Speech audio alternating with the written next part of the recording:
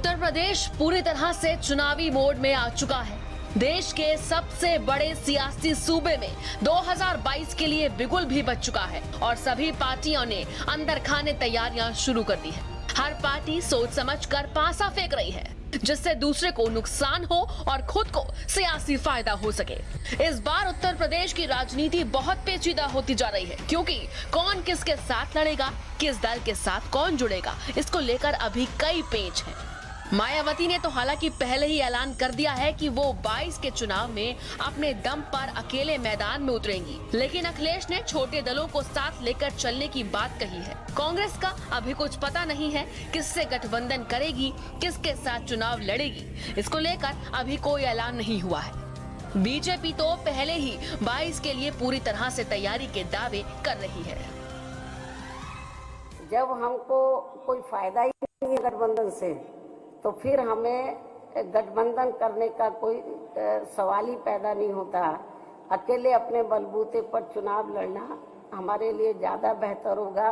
मैंने आपसे कहा कि समाजवादी पार्टी छोटे दलों को जोड़ करके आगे रास्ता साफ करने के लिए लगातार काम करती रहेगी। माया ने पूरी तरह से अपने पत्ते खोल दिए हैं कि वो अकेले ही चुनावी मैदान में उतरेंगी।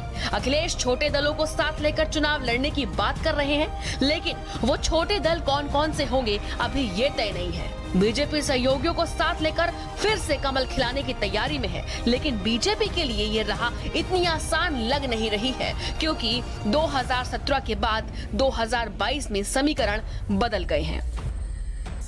2017 में ओपी राजभर साथ थे और 2022 में ओपी राजभर अलग हो गए।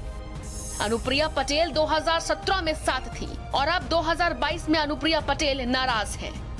तो वही 2017 में केशव संगठन के मुखिया थे और 2022 में केशव सरकार में है। 2017 में सत्ता विरोधी लहर में बीजेपी जीती थी और अब 2022 में कोरोना मिसमैनेजमेंट से कहीं न कहीं नाराजगी भी है।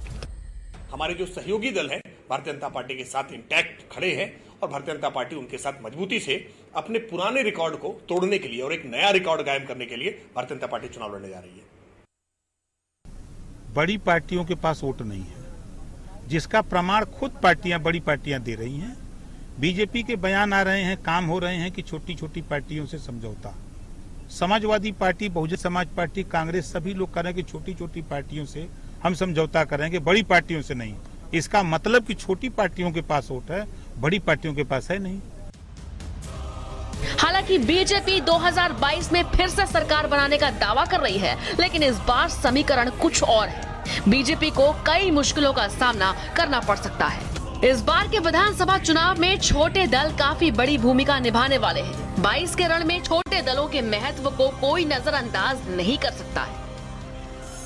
22 में बड़ी भूमिका में होंगे छोटे दल। ओपी राजभर की पार्टी लड़ेगी। शिवपाल की प्रसपा भी मैदान में है।